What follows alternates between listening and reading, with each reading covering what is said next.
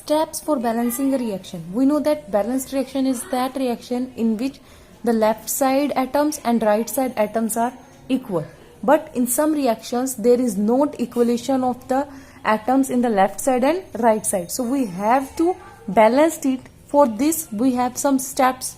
First of all, we have given that zinc metal react with hydrochloric acid to give zinc chloride and hydrogen gas. आपके पास यहाँ क्या given है, zinc metal जो है वो react करता है हाइड्रोजन क्लोराइड के साथ और आपको क्या देता है, जिंक क्लोराइड और हाइड्रोजन गैस देता है. तो यहाँ पे आपने लिखा zinc that is react with hydrochloric acid HCl which gives us to zinc chloride ZnCl2 और क्या लिबरेट आउट हो रहा है, हाइड्रोजन गैस. तो ये रिएक्शन जो है वो आपके पास फॉर्म्ड हुई है. इसको बैलेंस करने के लिए सबसे पहले एटम्स लिखे जाएंगे, zinc, hydrogen and chlorine. Next आपने क्या किया, लेफ्ट साइड पे एटम्स देखे और राइट साइड पे एटम्स. लेफ्ट साइड पे जिंक 1 है, राइट साइड पे भी 1 है. हाइड्रोजन लेफ्ट साइड पे 1 है और जो हाइड्रोजन राइट साइड पे है वो कितने हैं, 2. यहाँ पे क्लोरीन 1 और यहाँ पे कितने हैं, 2. तो ये आपके पास क्या थे, अनबैलेंस थे, जिसकी वजह से अब आपको क्या करना है, इनको बैलेंस्ड करना है. तो बैलेंस्ड कराने के लिए फर्स्ट ऑफ ऑल हमने देखा कि यहाँ हाइड्रोजन कितने हैं, 2. तो आपको क्या करना पड़ेगा, इधर साइड 2 से मल्टीप्लाई करना पड़ेगा ताकि लेफ्ट साइड पे भी हाइड्रोजन जो है वो कितने हो जाए, 2 हो जाए. अब अगर आपने क्या किया है, इस हाइड्रोजन को 2 से मल्टीप्लाई किया तो ये जो हाइड्रोजन है वो इसके साथ क्या लगा हुआ है, क्लोरीन भी लगा हुआ है. तो क्लोरीन भी जो है वो किससे मल्टीप्लाई हो जाएंगे, 2 से मल्टीप्लाई हो जाएंगे. तो यहाँ पे लेफ्ट साइड पे अब क्लोरीन जो है वो कितने हो गए, 2. तो राइट साइड पे भी क्लोरीन कितने थे, 2. तो इट मीन्स अब आपके पास क्या हुआ,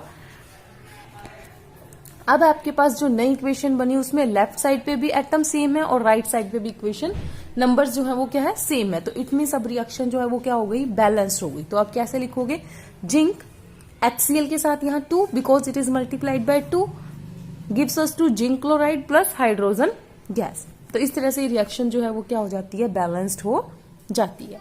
एक और एग्जाम्पल करते हैं हम. फर्स्ट ऑफ ऑल जैसे गिवन है iron when react with water it gives us to Fe3O4 plus H2.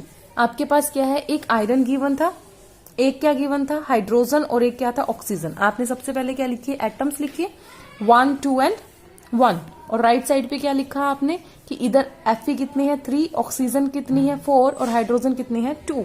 तो ये क्या थे, अनइक्वल अमाउंट्स थी. तो अब आपने इसको क्या किया, इक्वल बनाया. इक्वल बनाने के लिए आपने क्या किया, आपके पास स्टार्टिंग में क्या क्या गिवन था, Fe था, H था और O था, जिसमें ये 1, 2, 1 थे और ये कितने थे, 3, 2, 4. तो ये बैलेंसिंग में नहीं थे हमारे पास. तो अगर ये 4 थे तो आपने क्या किया, इधर साइड ऑक्सीजन को भी 4 करा दिया. तो 4 कराने के लिए आपने इसको क्या कर दिया, मल्टीप्लाई कर दिया 4 से. अब ये 4 बन गए, लेकिन आपने देखा कि जब यहाँ इधर साइड आपने इसको 4 से मल्टीप्लाई कराया तो इसके साथ हाइड्रोजन भी 4 से मल्टीप्लाई होंगे. तो यहाँ पे हाइड्रोजन भी इसके साथ 4 से मल्टीप्लाई आपने कर दिए. तो आपने देखा यहाँ तो ये कितने बन गए हैं, 4 2 8 बन गए.